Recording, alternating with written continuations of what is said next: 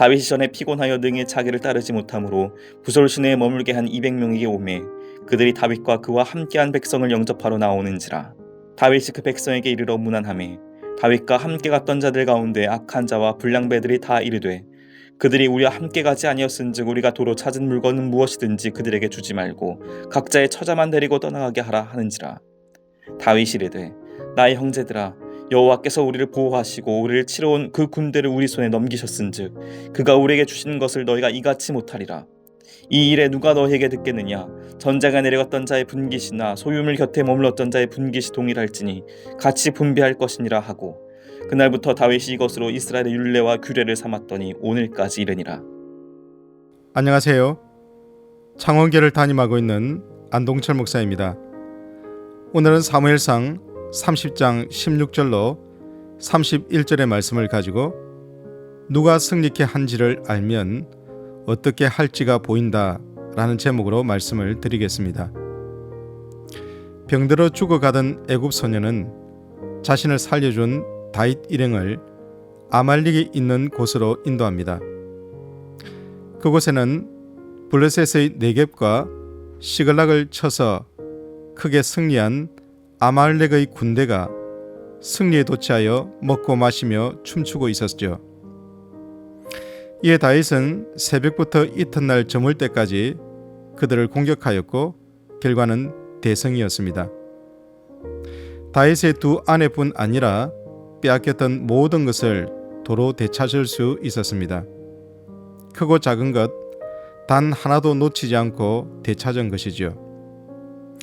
그러면 이러한 대승의 1등 공신은 누구일까요? 이 전쟁을 이끈 다윗인가요? 아니면 다윗의 인도를 따라 아말렉을 친 400명의 군사들인가요? 아니면 이들을 아말렉이 주둔해 있던 곳으로 인도한 애굽의 소년인가요? 세상의 사람들은 이 전쟁의 공헌을 이런 사람들에게서 찾을 것입니다. 그러나 성경은 이 전쟁의 승리를 누가 이끈지 말씀합니다.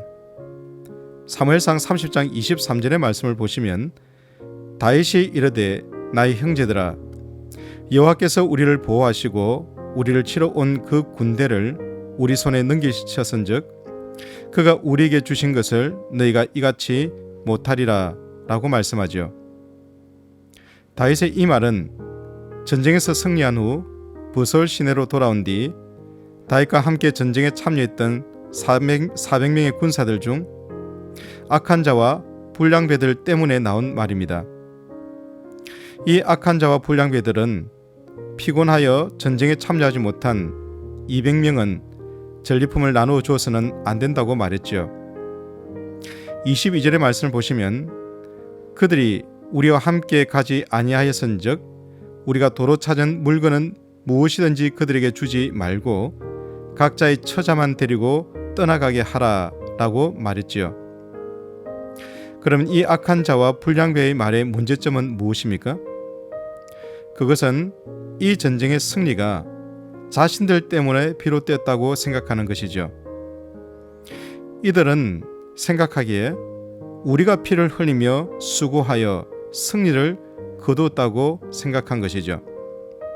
그렇기에 피곤하여 후방에 남아 있었던 사람들은 자신의 처자를 얻은 것으로 만족해야 한다라고 생각한 것입니다. 이러한 모습은 오늘날 능력 위주, 성과 위주로 사람을 판단하는 세계관을 보여줍니다.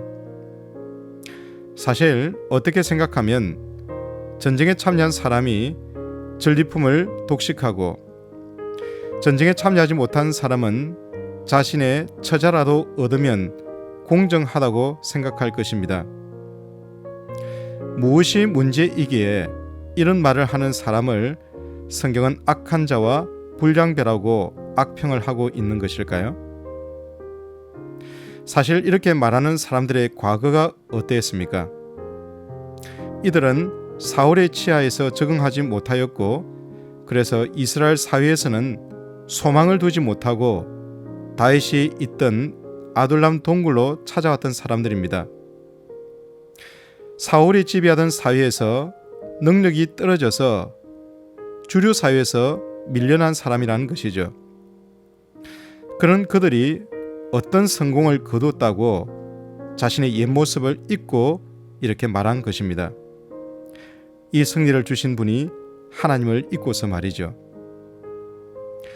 더욱 놀라운 것은 시글락으로 돌아온 다윗은 이 전리품을 전쟁에 참여하지 않은 200명뿐만 아니라 평소 왕래했던 여러 유라 성읍에까지 보내어 같이 나누고 있습니다. 왜 그렇게 했을까요? 전쟁의 승리가 자신들의 힘으로 된 것이 아니라 하나님의 은혜로 주신 선물임을 알았기 때문이 아닐까요? 바로 이러한 모습이 하나님이 세우시기를 원하는 공동체가 추구해야 할 모습입니다. 내가 많은 것을 가졌다고, 많은 일을 했다고 당연히 많이 받아야 한다고 생각하는 것이 아니라 내가 많은 것을 가지고 많은 일을 한 것이 하나님이 그러한 힘과 기회를 주셨다고 인정하는 것이죠. 나의 열심과 업적 위에 하나님의 손길을 인정하는 사람의 모습입니다. 사실 내가 일하고 소득을 얻는 것조차도 하나님이 우리에게 건강을 주시지 않았다면 이러한 일들은 일어나지 않았을 것입니다. 그런 점에서 우리가 성취한 모든 것들은 하나님께서 우리에게 은혜로 주신 것임을 믿는 것, 바로 그것이 그리스도인이라는 것이죠. 하나님의 백성은 그래서 오직 은혜, 오직 하나님께만 영광을 외치게 됩니다. 이것은 단지 구호가 아닌 우리의 삶을 이루는 기본이 되어야 합니다. 바로 이런 사람을 통해 하나님 나라가 어떤지를 세상 사람들은 보게 될 것이고, 이 세상은 전혀 상상할 수 없는 하나님의 공평에 놀라게 될 것입니다. 누가 승리케 한지를 알면 어떻게 할지가 보입니다. 나는 요즘 내가 경험하는 승리에 어떻게 반응하십니까? 내 힘과 지혜와 인맥과 내가 가진 재물이 아니라 오늘 하루도 하나님이 내게 주신 것이 무엇인지를 생각하며 내게 있는 것을 연약한 자들에게 또 나누어주는 그러한 복된 인생을 살아가기를 우리 주님께서 원하십니다. 바로 이것이 하나님 나라의 백성의 모습이고, 이러한 모습을 통해서 세상 가운데 하나님의 놀라운 뜻이 아름답게 펼쳐지게 될 것입니다. 오늘도 복 있는 사람으로 복된 하루를 살아가시기를 주님의 이름으로 축복합니다. 감사합니다.